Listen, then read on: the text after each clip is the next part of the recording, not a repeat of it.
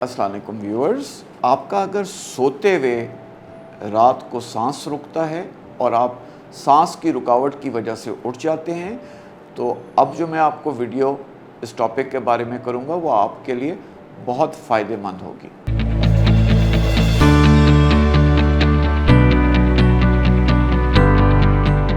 मेरा आज का टॉपिक जिसके बारे में मैंने बात करनी है और जिसके बारे में मैंने आपको पहले बताया था कि अगर रात को सोते हुए आपका सांस रुक जाता है और सांस रुकने की वजह से आप उठ जाते हैं, ये बड़ा मेजर और बहुत कॉमन प्रॉब्लम है हमारी पॉपुलेशन के अंदर। इसकी हम डिस्कस करेंगे कि इसकी क्या वजूहात होती हैं और इनका क्या इलाज होता है। इस बीमारी को हम मेडिकल टर्मिनोलॉजी में कहते हैं ऑब्स्ट्रक्टिव स्लीप एपनिया। ऑब्स्ट्रक्टिव का मतलब है रुकावट, स्लीप नींद, एपनिया का मतलब है कि नाक या गले के अंदर सांस की रुकावट की वजह से जब आपकी नींद खुल जाए, उसको हम ऑब्स्ट्रक्टिव स्लीप एपनिया कहते हैं। इसमें मरीज़ आपके पास आएगा कि जी डॉक्टर साहब, रात को मेरी आँख खुल जाती है, सांस रुक जाता है, उसकी वजह से आँख खुल जाती है, रात को नींद मेरी पूरी नहीं होती, उसकी वजह से सुबह को मैं लेज़ी रहता हूँ, मेरे से काम नहीं होता, मुझे ऑफिस में नींद आती रहती है। ये बहुत कॉमन प्रॉब्लम है हमारे यहाँ और इसके ऊपर बहुत काम हो रहे दुनिया भर में और हमारे मुल्क में भी। लगता है बाजार के खाने बहुत खाते हो। जी डॉक्टर साहब, मैं ये मेडिसिन प्रिस्क्राइब कर रहा हूँ, वो आप ले लेना। अब कोई भी मसला हो तो मरहम से डॉक्टर की ऑनलाइन कंसल्टेशन बुक करो, क्योंकि डॉक्टर से बात होगी अब घर पर। अब मैं आपको इस टॉपिक की जो वजूहात हैं उनके बारे में ज़रा सा डिस्कस करूँगा। इसके अंदर देखें, सिंपल सी बात यह है कि अल्लाह ने हमें दो पैसेजेस दिए हैं सांस देने के लिए। या तो हम नाक से सांस लेते हैं या हम मुंह से सांस लेते हैं।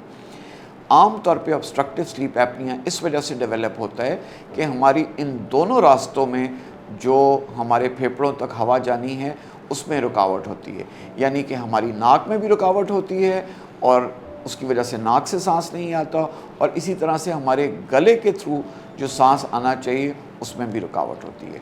नाक के अंदर रुकावट का मोस्ट कॉमन रीज़न जो होता है वो आम तौर पे नाक की कच्ची हड्डी जो होती है वो टेढ़ी होती है, जिसको आम मेडिकल टर्मिनोलॉजी में डिफ्लेक्टेड नेज़ल सेप्टम या टेढ़ी हड्डी कहते हैं। दूसरा, इसके साथ साथ हमारे यहाँ एलर्जी बहुत कॉमन है, उसकी वजह से नाक के अंदर ग्लैंड्स होते हैं जिनका काम होता है एसी के तौर पे, जैसे हमारे फ़िल्टर लगे होते हैं हवा को साफ़ करना, ये हमारे ग्लैंड्स आमतौर पे बढ़ जाते हैं। जब ये दोनों चीज़ें मिल जाएं, यानी हड्डी भी टेढ़ी हो और ग्लैंड्स भी बढ़ जाएं, तो उसकी वजह से आपकी नाक के अंदर रुकावट आती है और ये ऑब्स्ट्रक्टिव स्लीप एपनिया की सबसे बड़ी वजह है।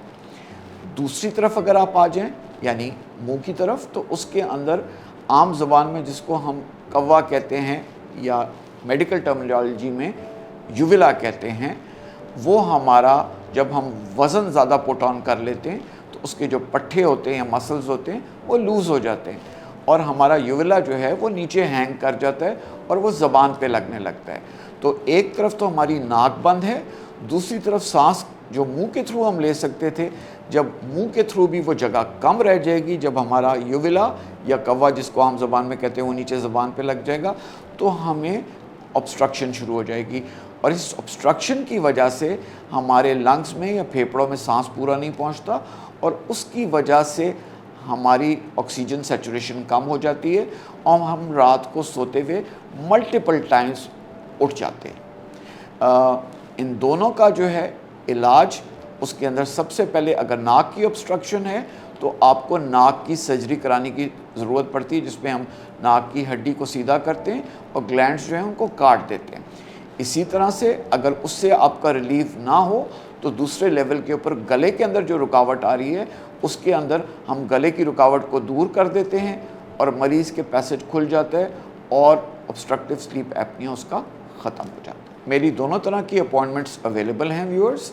अगर आप ऑनलाइन अपॉइंटमेंट लेना चाहें वो भी अवेलेबल है, अगर इन पर्सन अपॉइंटमेंट लेना चाहें मेरे डिफरेंट क्लिनिक्स में वो भी अवेलेबल है। ये दोनों आप मरहम की वेबसाइट के थ्रू ले सकते हैं।